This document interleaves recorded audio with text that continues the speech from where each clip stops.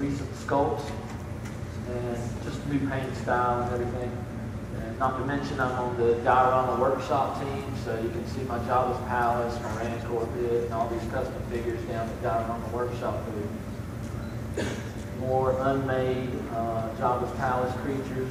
I've made, in 37 days, I did 20 custom to bring here and put in the Jabba's Palace. This was like working every night late, wife goes to bed, I'm still working. Yeah, more of the same. Sergeant Doylan, the first one, I really hope Hasbro will bring that to everybody. It's such a, missed opportunity to have standing on the front of your skiff. There we go. When I decided to put the panel together, I wanted to have a broad variety of talents and approaches to the hobby, so you guys can kind of see like the different takes, because there's millions of ways to go at this hobby. So I'm up next. Like I said, Siloff's Workshop's my website. There's me. A lot of customizers is kind of a child fantasy, like a lot of it's just like make a version of ourselves. I've since made one of my daughters, she's holding her stuffed monkey, and my wife, and she thinks it's cool that she's got her own figure of herself. There's nothing fancy about our workshops, like all of us use like modified like office furniture, a Craftsman workbench, just bought bits and pieces here and there. I've been doing this since the early 90s, and started off with like vintage customs, and the figures Kenner never made. Here are some of them, there's like G.I. Joe people here, and it's very crude, so be kind. Then, when the new figures came out by Hasbro, I started doing new figures again. And as with all of us, it was mostly just at the beginning, a way to fill in the void in the collection, like, oh, you want the rest of them that aren't there.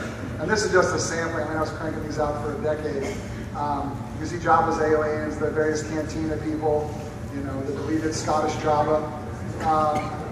They were actually at C2 in our first diorama workshop when we did Tatooine. And you're making like the weird background people, like, the people that walk around in the background of Mos Eisley. And then what happened was I had made virtually everybody. And then slowly Hasbro started making a lot of those people. And they're like, oh, now I got two, and I kind of got like, well, that's no fun. They got their version.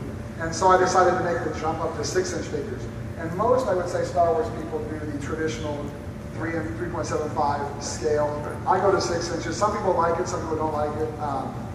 And this was the first, and then I did traditional. Then I decided to start having some fun and making my own take on Star Wars. And this is probably where I found my niche, was just like, it set me apart a little bit, was just doing different versions. So what here I have is just I'm not really doing Star Wars, I'm doing like a different take on it, using the archetypes that Star Wars kind of uses. You got like a Luke, like my version like an Oriental samurai kind of warrior, Obi-Wan, kind of a savage looking Chewbacca warrior, and the droids. That really kind of took off, and then the next line I did that really touched on was the Steam Wars figures. You may have seen these. I like them a lot. Steampunking, it got kind of big. I'm by no means like a steampunk guy. I just like the aesthetic, and now you see it everywhere.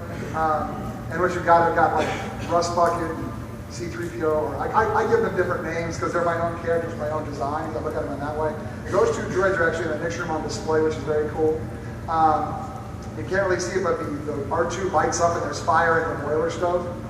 And what I try to do is like pick on certain visual elements or motifs or themes to kind of make them my own, but make them recognizable. I want you to look at it and be like, oh, that's R2D2, but it's completely not. And a lot of people like the way that looks. And there's my steampunk bounty hunters. That Boba Fett is probably my favorite figure of all time. I always do the same 10 characters, and I always do a Boba Fett. And that's one of my favorite versions. Then I'm a history teacher by trade. I've never taken an art class, so I play with the historical themes. This is like a World War II line I did, and I wanted the droids to look like kind of like tanks, and R2 has barbed wire and shovel, and I tried to use actual tank colors. And at this point, I was still trying to, I was pretty holding back with like, okay, Chewbacca's got to be furry, and the droids have to be robots. But then you start going into other lines, and of course the Nazis are an easy parallel for the Empire. Then I started taking, what if the droids aren't human? So I've got a one-eyed blacksmith for R2, and 3PO's the talkative bartender, and I got Chewbacca as a Native American with a bear pelt. And I started bringing in like the design of the masks on the bandages. And you see that a lot now, I thought it was a pretty clever idea at the time. Then I went into samurai, because of course everybody knows that Star Wars borrows everything from Kurosawa, so I did like a Kurosawa Star Wars. I actually set up as a fake news event, like they had found an old Kurosawa film, and these were the designs I made. And then I did the medieval line. Obi-Wan. I think this is a solid line. I think some of the lines aren't as good as others, but I think every one of the figures in this line works. I've got the droids are basically the people telling the story, like medieval bards, because the movie is told from their perspective. So they're the ones telling the story. And of course, Obi-Wan is the old knight who's taking on the squire. You have the fairy princess, kind of a troll-looking Chewbacca. I try to bring in elements like the shape of the Stormtrooper's helmet, so you can kind of see those things. Then my favorite line ever is this one. Everybody knows that Buck Rogers and Flash Gordon influenced Star Wars. This is my take on what that would have looked like. Princess Leia looking like Forbidden Planet, Han in the spacesuits. Very Buck Rogers looking, Luke Skywalker, and they all have names. And that's the fun part for me is they all have a backstory for all these guys. I write out the entire thing like a short story. I develop the character, who would they be, what they look like. And those are all on the website. And this is kind of just a fun thing to see the process I put together. You can see, like, if you watch one section, you'll see the different versions I've done over time. And I didn't show you, they did a film noir line. And I recently did a cyberpunk line, which would kind of be like Akira or Matrix. That was the most recent line I did.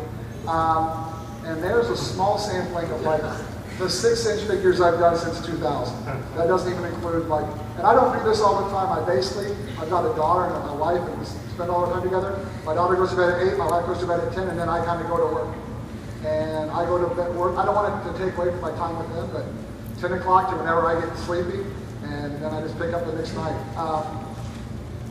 One last thing for I've recently begun doing some commission work, which has been really, really fun for me. That is Sam Witwer, you may know him. He is an avid Star Wars role player, and he had characters, and then he hired Amy Beth Christensen from Lucasfilm to draw them, and then he hired me to make figures of them, which was a really nerd boy moment for me. I also recently gave Steve Sansweet and Mary Franklin figures this morning.